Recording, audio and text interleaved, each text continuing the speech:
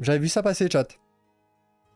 Ah, Perfect Dart a été cancel. Ok. Perfect Dart a été cancel et il semblerait que ce soit un cas de fucking around and find out. Ok. Donc Perfect Dark, un level designer, avait déclaré que les gamers étaient une erreur et il les a attaqués en les insultant de racist pig, donc de porc raciste, parce que les gens s'opposaient au race swapping. Donc race swapping, c'est le fait de, tu sais, changer la race. Donc là, j'imagine c'est la couleur de peau de personnages. Ah, et comment dire, hein, comment dire que bon, tu sais, moi, il y a un truc que je dis souvent, c'est qu'en ce moment, le marché des jeux vidéo, justement, est en train de se réguler.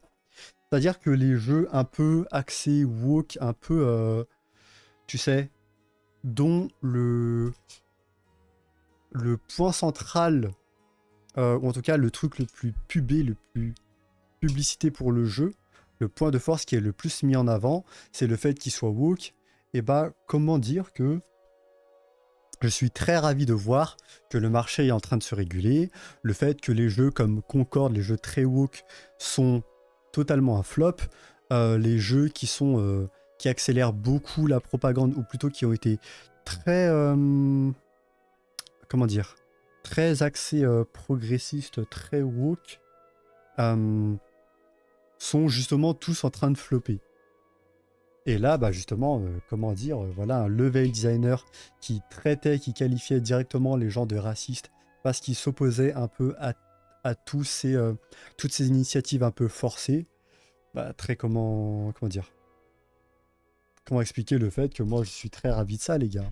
Très très ravi de ça. Non, franchement, je pense que de manière générale, tu vois, les gamers, plutôt la communauté gaming, on s'est beaucoup mangé ces 10-15 dernières années, cette espèce de propagande où il était interdit de basiquement dire que, euh, tu sais, un personnage très montré comme étant euh, LGBT, ce genre de choses, très, tu sais, mis sur le devant de la scène. Et un truc qui était très clair, c'est que c'était une espèce de propagande. Et je vais être plus clair là-dessus, c'est qu'en fait, c'était trop forcé, tu vois. C'était trop forcé. Moi, je pense que le meilleur moyen de faire accepter, on va dire, les trans, les LGBT, ce genre de choses, c'est c'est tout simplement en fait de ne pas forcer. Tu sais, ça crée un peu une espèce de effet Streisand. Tu sais, tu forces un message et en fait, tu forces tellement là-dessus que les gens, tu sais, ils deviennent un peu plus sur la défensive là-dessus. Tu forces tellement un message que les gens, au bout d'un moment, ils ont horreur de ça. Au bout d'un moment, ça leur sort par les yeux. Ils veulent plus en entendre parler. Et en plus de ça, bah, on en vient à des cas où les gens sont complètement opposés à ça. Et bah là, c'est un peu la même chose, tu vois. Je pense pour moi, le meilleur moyen de, on va dire, vas-y, si tu veux faire accepter des idées un peu trans, enfin pro-trans, ce genre de choses, c'est de le faire de façon un peu plus authentique, en fait. Authentique parce que le genre de jeu comme Concorde, dont le seul point fort était d'être un jeu woke, il mettait beaucoup l'accent là-dessus, ce qui fait qu'en fait, au bout d'un moment, le jeu sur tous les autres points, et donc tous les autres points, ça inclut le fait d'être un bon jeu, un bon FPS, ce genre de choses, euh, était... Ils n'avaient pas beaucoup bossé là-dessus, hein. Pour être très clair là-dessus, ils n'avaient pas beaucoup bossé là-dessus. Je pense au dernier Assassin's Creed, mis à part le perso de couleur. Ouais, Yasuke, hein. Tu parles de Yasuke. Cette affaire-là était très intéressante, hein. Mis à part le perso de couleur, il y a aussi le fait qu'il y avait des relations entre gars, le fait que tu ne pouvais pas tuer des animaux, mais les humains, si. Les gens ont voulu dire que c'était qu'un détail, le perso, alors que c'est un ensemble de choses. Ouais, c'est ça. Tu vois, moi, en plus de ça, c'est vrai que, tu vois, pour moi, le fait que Ubisoft ait coulé, bah alors c'est dommage, hein, parce que c'était quand même une compagnie française, tu vois. Mais bon, c'est pas grave, parce que de l'autre côté, on a la naissance, justement, le studio Soundfall, le studio qui a fait Expedition 33. Mais comment dire? Tu sais, pour Ubisoft, c'est dommage, c'est un studio français qui coule. Mais en fait, pour moi, ils sont allés trop loin, tu vois. ils sont allés trop loin jusqu'à prendre un personnage au Japon, alors que vraiment, un jeu au Japon, un Assassin's Creed au Japon, c'était un truc très attendu par la communauté, tu vois. Un jeu très attendu par la communauté, et ils ont décidé de prendre un personnage Yasuke, et en soi, en fait, en soi, il n'y a rien de mal à ça. Le problème, c'est que la plupart des gens peuvent voir qu'en fait, prendre un perso noir dans Assassin's Creed au Japon n'était pas anodin, en fait. Le choix du perso n'était vraiment pas anodin. Et au bout d'un moment, les gens se rendent compte de ça, quoi. Quand t'as toutes les propagandes, on va dire, LGBT, bon là, pour le coup, c'est un peu plus euh, hmm, progressiste, qui mettent en avant tout ça, les gens se rendent compte au bout d'un moment que, vas-y, on a compris, vous avez un message à faire passer, et la moindre opposition se fait qualifier justement de facho, nazi, raciste, ce genre de choses. Au bout d'un moment, les gens en ont marre de ça, tu vois. Pour moi, c'est pour ça que Ubisoft l'a bien cherché, hein. Franchement, ils l'ont cherché, en fait. Ils ont trop mis ça en avant, ça se voyait qu'au bout d'un moment, c'était fait de façon artificielle et vraiment pas authentique. Le choix de Yasuke dans le Japon féodal, c'était vraiment pas pour raconter, je sais pas, l'histoire de Yasuke, mais beaucoup plus pour montrer que oui, regardez, on met en avant nous aussi, on met en avant nos valeurs, on met en avant le fait qu'on est une compagnie très progressiste nous aussi, et au bout d'un moment, les gens le comprennent ça. Tu vois, pour moi, c'est ça le point, le fait que les gens ont vraiment pas aimé la sortie de ce jeu, le fait que ils ont beaucoup retardé parce qu'ils savaient très bien que les gens allaient mal réagir à la sortie du jeu, et au final, c'est ce qui s'est passé, tu vois. Même en prenant le plus de temps pour peaufiner le jeu, pour lisser un peu tous ces messages-là, bah, ça n'a pas été suffisant. Les gens voulaient dire... Ah ouais, non, ouais, ça j'avais lu, ouais. Ah, tu vois, très clairement. En fait, regarde, pour moi, et j'avais fait une vidéo là-dessus, c'était même la première... J'avais fait une vidéo storytelling là-dessus, justement, sur le downfall d'Ubisoft. Mais regarde, pour moi, le truc est purement économique. Et je sais pas si t'es d'accord, mais le Japon est devenu un peu plus tendance ces dernières années, et Ubisoft n'ont pas pris de risque sur ce coup-là aussi. Alors, un peu plus tendance... Ok, ok, je suis curieux. Tu veux dire quoi par là? Tu veux dire quoi par là? Mais je suis d'accord, ouais. Ces dernières années, ok, par, par un peu plus tendance, tu vois, moi, comme je le comprends, comme là, tu es en train de le dire, je pense que dans la culture populaire, plutôt, c'est devenu, ou plutôt la culture japonaise, c'est un peu plus ancré dans la culture populaire. Et par la culture japonaise, j'entends des choses comme les animés, les mangas, ce genre de choses, et un peu plus rentrer dans la culture populaire, tu vois. Grave to soft power de manga. Ouais, voilà, exactement, ouais. Ouais, ouais, bah, je suis complètement d'accord là-dessus, ouais. Et c'est pour ça que, regarde, c'est pour ça que pour moi, t'as, il y a quelques années, je crois en 2017, t'as Jake Paul, non, Logan Paul. Logan Paul qui était parti au Japon. Pourquoi? Parce que, bon, je pense pas qu'il ait un, comment dire, qu'il soit dans le délire Japon animé, tu vois. J'en sais rien, mais en tout cas, je ne pense pas. Je pense qu'il y était allé là-bas parce que le Japon était devenu, on va dire, la culture japonaise était devenue populaire, donc il a décidé d'aller au Japon, et donc il a fait son bad buzz qui était d'aller filmer des cadavres au Japon, tu vois. Et t'as aussi d'autres personnes comme Johnny Somali, où justement, ils se permettent de plus en plus de... Hmm, se permettent de plus en plus de choses qui ne se permettraient pas de faire dans des pays un peu plus durs, parce qu'ils savent qu'au Japon, les gens sont très respectueux, les gens sont très... tu sais, sont très respectueux, sont très... tu sais, très encadrés, très, on va dire, timides, j'ai envie de dire, tu vois. Parce que... et c'est pour ça qu'ils vont là-bas, et ils se permettent de faire ce genre d'action, quoi. Et du coup, voilà. Le truc est purement économique grâce au soft power, ouais, ouais. C'est une bonne chose. Mais Ubisoft ont voulu maximiser leurs chances économiques en faisant ce choix. Ok, ouais. Ok, je vois ce que tu veux dire, ouais. Ils se sont permis justement de... Ok, ouais, je vois totalement ce que tu veux dire. Et c'est quoi? Je suis 100% d'accord là-dessus.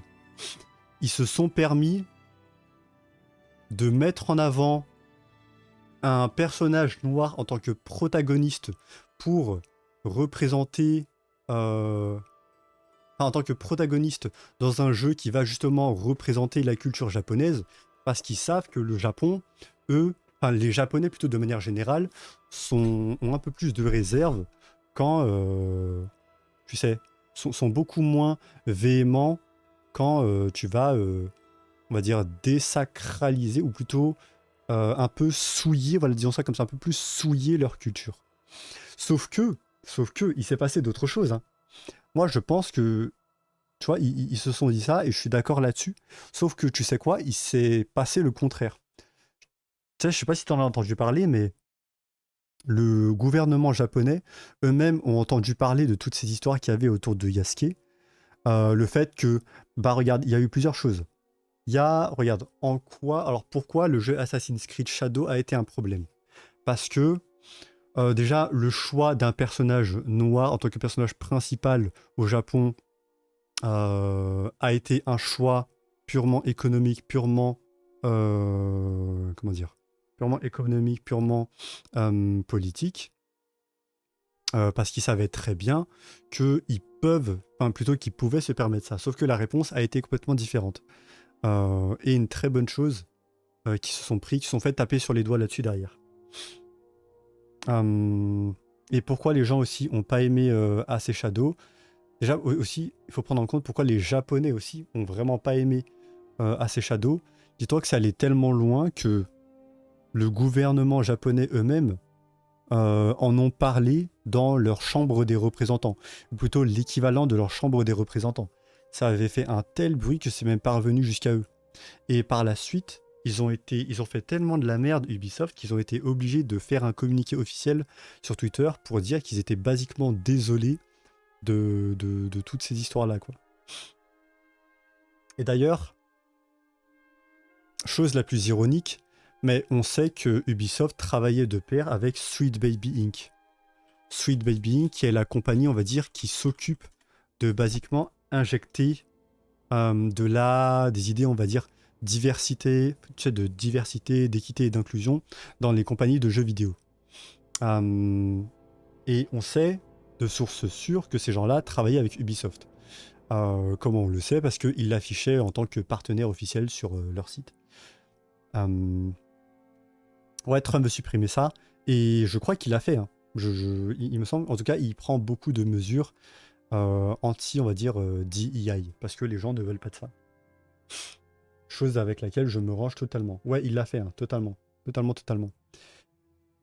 Et regarde, chose la plus ironique, est-ce que c'est pas quand même intéressant de constater que ces compagnies qui justement sont censées promouvoir la diversité, l'équité et l'inclusion, et donc le respect de la culture des pays en fait, est-ce que c'est pas étonnant de constater que malgré le fait qu'ils travaillent avec cette compagnie-là, il y a eu plein d'histoires comme quoi Ubisoft, dans leur jeu Assassin's Creed Shadow, a utilisé un symbole religieux alors que ils n'ont pas le droit. Tu sais, au niveau de la loi, ils n'avaient pas le droit de faire ça. D'autre part, ils avaient... putain, je me rappelle plus. C'était quoi déjà? Il y avait cet aspect-là. Il y avait le fait que les Japonais, quand ils voyaient il y a ce qui est passé, ils s'inclinaient. Tu sais, ça aussi, ça avait fait pas mal de bruit. Il y avait eu plein d'histoires comme ça, quoi. C'est vrai que bon, ma vidéo, ça fait 3 mois que j'en ai parlé, mais j'avais plein d'exemples là-dedans. Il y avait aussi, ouais, voilà, l'exemple le plus concret, c'était AC Shadow, figurine Tori.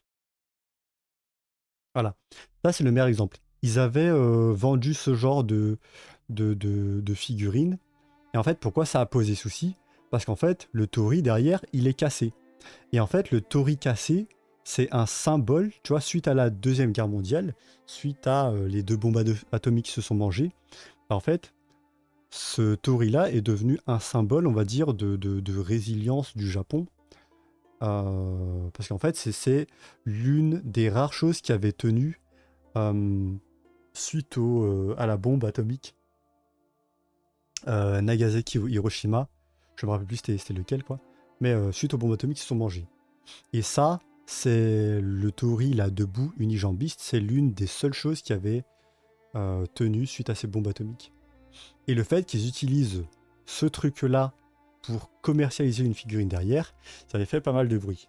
Et justement, quand c'est des gens qui sont censés travailler avec une compagnie qui est censée respecter la culture des autres, ils sont pas censés faire ce genre d'erreur. Tu vois.